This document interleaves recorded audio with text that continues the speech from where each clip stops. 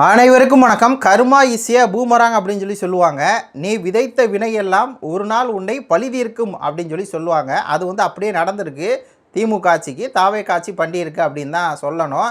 ஏன்னா உதயநிதி ஸ்டாலின் கைது செய்யப்படார் இல்லையா? அப்போ உதயநிதி ஸ்டாலினுடைய மனைவி எந்த அளவுக்கு ஒரு பதட்டமான சூழ்நிலையில் இருந்தாங்க அப்படிங்கிறத நம்மளால் பார்க்க முடிஞ்சு. 3 மணி நேரம், அதாவது 7 மணிக்கு போலீஸ் போகிறாங்க. 3.5 மணி நேரம் கழிச்சு தான் போலீஸ் உதயநிதி ஸ்டாலினை கைது பண்ணுறாங்க. போலீஸ் போகும்போது உதயநிதி ஸ்டாலினுடைய மனைவி கீர்த்தியா போலீஸை உள்ளே விடலை. அவங்க வெளியே வந்துட்டு எங்கள் வீட்டுக்கார் தூங்கிட்டு இருக்காரு, பாத்ரூமில் இருக்கார் அப்படிங்கிற மாதிரி சொல்லிட்டு டைம் ஓட்டுறாங்க. 10 நிமிஷம் டைம் கொடுங்க, 10 நிமிஷம் டைம் கொடுங்க, அவர் வந்துடுவார், வர சொல்கிறேன் அப்படின்னே சொல்கிறாங்க. போலீஸை வெளியே நிப்பாட்டுறாங்க. மாசு வர்றாரு. அதுக்கப்புறம் சபரீசன் வர்றாரு. அவர் தானே முக்கியமானவர், அவர் வர்றாரு. அப்புறம் கேஎன் நேரு எல்லாம் வர்றாங்க. ஆனாலும் அந்த மனைவி பட்ட பாடு, அந்த கீர்த்தியா அவர்கள் பட்ட பாடை நம்மளால் கண்கூட பார்க்க முடிஞ்சிச்சு. நம்ம கணவனை கைது பண்ண போகிறாங்களே அப்படின்னு அந்த ஒரு விஷயம். இதை பார்க்கும்போது நம்மளுக்கு என்ன தோணுது, நாம் தமிழர் கட்சிக்காரங்களாம் என்ன தோணுது அப்படின்னா, இன்றைக்கி இவங்க நிற்கிறாங்கன்னா அதுக்கு காரணம் உதயநிதி ஸ்டாலினுடைய ஆபாச பேச்சு. இந்த கைதில் இந்த உதயநிதி ஸ்டாலினை கைது பண்ணுற சரியான்னு கேட்டால் 100% சரி அப்படின்னு தான் நம்ம சொல்ல வேண்டியிருக்குது. ஏன்னா குறிப்பிட்ட நடிகை குறித்து திட்டமிட்டே அவர் ஆபாசமாக தான் பேசுகிறாரு. உதயநிதி ஸ்டாலின் இதுக்கு முன்னாடி ஆபாசமாக பேசுனா இந்த பேச்சு யதார்த்தமான பேச்சுன்னு சொல்லி ஒத்துக்கலாம். ஆனால் அவர் தொடர்ந்து சங்கீதா அவர்கள் குறித்து இதே மாதிரி தான் பேசுகிறாரு. கணவனை இது பண்ணலான்னு மனைவி நிற்கிறாங்க அப்படின்னு. அவர் அரசியல் தான் விமர்சனம் வச்சா அப்பாவை காணான்னா மனைவியை இந்த மாதிரி பண்ணுறாங்க, கணவனை காணாங்கிறது அந்த ஆபாச பேச. ஏன்னா உதயநிதி ஸ்டாலினே ஒரு ஆபாச பேச்சு அதுக்கு முன்னாடி சசிகலா அவர்கள் காலில் எடப்பாடி அவர்கள் விழுந்தாருன்னு கொச்சையாக பேசினவர் தான். அப்போ இந்த கைதில் முகாந்திரம் இருக்கானா இருக்குது. அப்போ கைது பண்ண வர்றாங்கன்னா அந்த கீர்த்தியா அவர்கள் அப்படியே 10 நிமிஷம் அந்த வந்துடுறாரே அவங்க ஒரு ஒரு ஒரு விஷயத்தை அனுபவிச்சாங்கல்ல அந்த போலீஸ் கைது பண்ணும்போது. அப்படியே கட் பண்ணால் 2023 காலகட்டத்தில் ஒரு நடிகை பொய் வழக்கு அண்ணன் சீமான் மேலே கொடுக்குறாங்க. அது 2012 கொடுக்கும்போது பல வாசகங்கள் அதில் இல்லை. 7 முறை கற்களிப்பு அதெல்லாம் ஒன்றுமே இல்லை. ஆனால் 2023 ஒரு கம்ப்ளைண்ட் கொடுக்குறாங்க. 2024 எலெக்ஷனில் சீமான் அவர்களை எப்படியாவது வீழ்த்தணும் அப்படின்னு சொல்லி ஒரு வேலை நடக்குது, திமுக பண்ணுது. அப்போது போலீஸ் என்ன பண்ணுறாங்க, சீமான் அவர்களை கைது பண்ணுன்னு சொல்லி நோட்டீஸ் ஒட்டுறாங்க. சீமான் அவர் மனைவி மட்டும்தான் இருக்காங்க. வெளியே நம்ம அந்த நேரத்தில் இருந்தால் காவலர் இருக்கார். இவங்க ஒட்டிட்டு போயிடுறாங்க. சீமானவர்கள் இத்தனைக்கும் கிருஷ்ணகிரி, சேலம் அந்த பகுதியில், ஈரோடு அந்த பகுதியில் அந்த கலந்தாய்வு கூட்டம், கட்சி மீட்டிங்கு, செய்தியாளர் சந்திப்பு இதுதான் பண்ணிகிட்டு இருக்கார். அவருக்கு வரணும் அப்படின்னா அவர் நேரட்டாக வந்துடுவார். ஆனால் என்ன பண்ணுறாங்கன்னா போய் நோட்டீஸை ஒட்டுறாங்க. அதை காவலர் கிழிச்ச உடனே அன்றைக்கி கேள்வியில் மட்டும்தான் வீட்டில் இருக்காங்க. போலீஸ் அவ்வளோ அராஜகம் பண்ணுறாங்க. திமுக அரசு பண்ணுது. போலீஸுன்னு சொல்லக்கூடாது இந்த இடத்துலையும் போலீஸுன்னு சொல்லக்கூடாது. இந்த திமுக அரசு பண்ணுது. அந்த காவலர் அடித்து இழுத்து அவர் ஹேண்டு இது வச்சுருக்கார், வெப்பன் வச்சுருக்கார், அப்படி இப்படின்னு சொல்லி அன்றைக்கி கைல்வழி அவர்கள் அந்த நேரத்தில் பட்ட துன்பம் இருக்கே, அதை நம்ம கண்ணு முன்னாடியே நிற்கிது அப்படின்னு தான் சொல்ல வேண்டியிருக்கு. நம்ம கண்ணு முன்னாடியே நிற்கிது. எங்கே சீமான் எதாவது ஓடி போயிடுறாரா, எங்கிட்டும் அவர் ஏதாவது இப்போ அப்படி ஒரு குற்றம் செஞ்சுருக்காரா அப்படிலாம் ஒன்றுமே செய்யலை. வடசரவன் காவல் நிலையத்துக்கு வரணும், வந்துடுவார். டயத்தை சொல்லிட்டு போயிட்டிங்கன்னா வந்துடுவார். 5 மணிக்கு வரணுமா வந்துடுவார். இல்லை அவர் சார்பாக வக்கீல் வரணுமா வந்துடுவோம். அவர் ஒன்றும் ஓடி ஒழியக்கூடிய ஆள்லாம் தெரிஞ்சுமே அவ்வளவு அடக்குமுறை, அவ்வளோ ஒடுக்குமுறை பண்ணுறாங்க. அன்றைக்கி கைல்வழி அவர்கள் எவ்வளவு அன்றைக்கி ஒரு கஷ்டப்பட்டிருப்பாங்க. கைதெல்லாம் பண்ணாதீங்கன்னு சொல்லி அந்த காவலர்கிட்ட போய் அவங்க அன்றைக்கி கைல்வழி பேசும்போது அந்த காவலர் எப்படி பேசினார் அப்படின்னு சொல்லி தெரியும் அந்த போலீஸ்கார். அப்போது அந்த ஒரு விஷயத்தை பார்க்கும்போது கர்மா இஸ் ஏ பூமராங் அப்படிங்கிற மாதிரி தான் இருக்குது. கர்மா பூமராங்.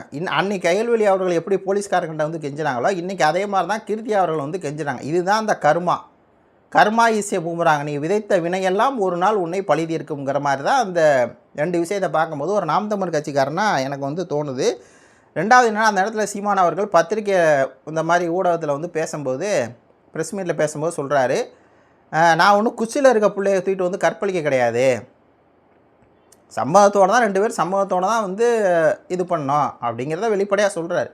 அதை வச்சுக்கிட்டு அந்த இடத்துல இந்த கனிமொழி அவர்களாக எப்படி சீமான் இப்படி ஆபாசமாக பேசலாம், சீமானுடைய மனைவி சீமானோட எப்படி வாழ்கிறாங்க, சீமான் கட்சியில் எப்படி பெண்கள் இருக்காங்க, சீமான் இவ்வளவு ஆபாசமாக பேசுகிறாரு அப்படின்னு சொல்லி கண்டித்தாங்க இந்த கனிமொழி. அதுக்கு சீமான் அவர்கள் அந்த கேட்ட கேள்விக்கு பதில் சொல்கிறாரு. அதுதானே கடைசியில் end of the day justice நாரத்னம் என்ன சொல்கிறாங்க, நீங்கள் 2 பேரும் குழந்தை இல்லை, அடல்ட்டு, அப்போது அடல்ட் வந்து நீங்கள் மன ஒத்து பண்ணுறதெல்லாம் வந்து கற்பழிப்பாவோ ரேப்பாவோ வேறு திருமணம் மீறிய உறவாவோ அதெல்லாம் எதுவுமே எடுத்துக்க முடியாது சொல்லி தானே வந்து விடுதலை கொடுக்குறாங்க. அந்த சீமான் கேட்ட கேள்வி வந்து சரிதான். ஏன்னா அவரை தனிப்பட்ட ரீதியாக வந்து அந்த அளவுக்கு டார்கெட் பண்ணி பேச வைக்கிறாங்க அந்த மீடியா. ஆனால் இந்த இடத்துல உதயநிதி ஸ்டாலின் அங்கே வந்து அந்த மாதிரி எதுவுமே இல்லை. அந்த திரிசாங்கிற நடிகை வரணுங்கிற அவசியமே இல்லை. ஆனால் அந்த நடிகை பேரை திட்டமிட்டு அவருக்கு என்ன கவலை இருக்கும் அப்படின்னோடனே கீழே இருக்க திமுக காரங்கள்லாம் அவ்வளோ ஆபாசம். வேடையில் இருக்க உதயநிதி மட்டும் ஆபாசம் இல்லை, திமுக கீழே இருக்க திமுகவும் ஆபாசம் அப்படிங்கிற மாதிரி தான் இருக்குது. உடனே அவங்க எப்படி வந்து அந்த வார்த்தையை சொல்கிறாங்க, திரிசா திரிசா திரிசான்னு. உடனே இவர் அப்படிங்கிற அந்த ஆபாச வார்த்தைகளுக்கு அந்த ஆபாச வார்த்தையை போட்டார்.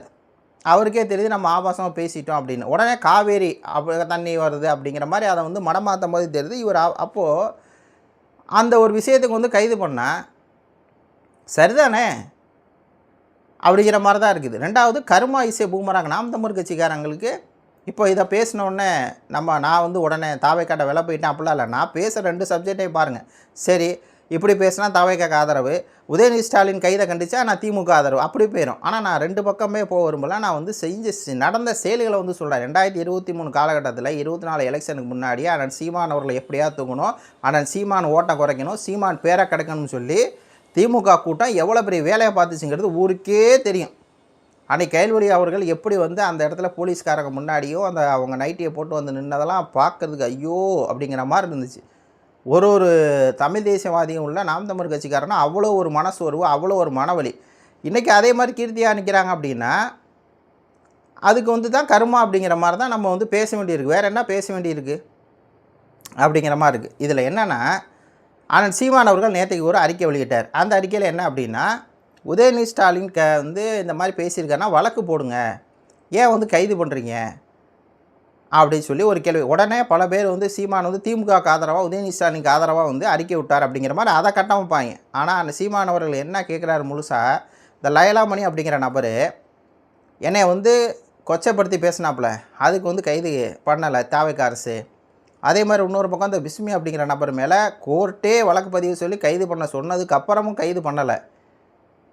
அப்போது உங்கள் கட்சிக்கு ஒரு நியாயம், அடுத்தவங்களுக்கு ஒரு நியாயமானு தான் கேட்டாரே ஒழிஞ்சு, உதயநிதி ஸ்டாலினை கைது பண்ணது அரச பயங்கரவாதம், சன்னாயம், இந்த இது அப்படிலாம் கேட்கல.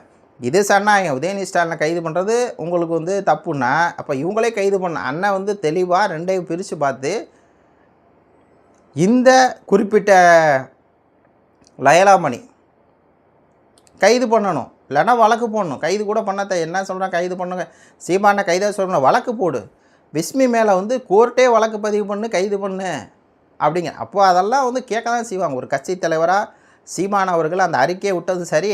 அதே மாதிரி நாம் தமிழ் கட்சியை சேர்ந்த அண்ணன் சாட்டை துரைமுருகன் நேற்று பேசினது சரி தான். அவருக்கு அவருடைய பர்சனல் லைஃப்பில் தாவைக்காரங்க எப்படிலாம் அட்டுழியம் பண்ணுறாங்க அப்படிங்கிறத பற்றி அவர் பேசுகிறாருன்னா, மாண்புமிகு மானமிகு அப்படின்னு பேசுகிறாருன்னா அது அவருடைய அந்த இது. அப்போது நாம் தமிழ் கட்சிக்காரங்க ஒரு விஷயத்தை புரிஞ்சுக்கிடுங்க, நம்ம தாவேக அரசுக்கு வந்து ஆதரவாக எப்பயுமே செயல்பட மாட்டோம், திமுக அரசுக்கு எப்பயுமே ஆதரவு செய்ய மாட்டோம். நம்மளுக்கு செஞ்ச ஒரு கெட்டது, திமுகவால் நம்மளுக்கு நடந்த மிகப்பெரிய ஒரு கெட்டது, அந்த கெட்டதுக்கு வந்து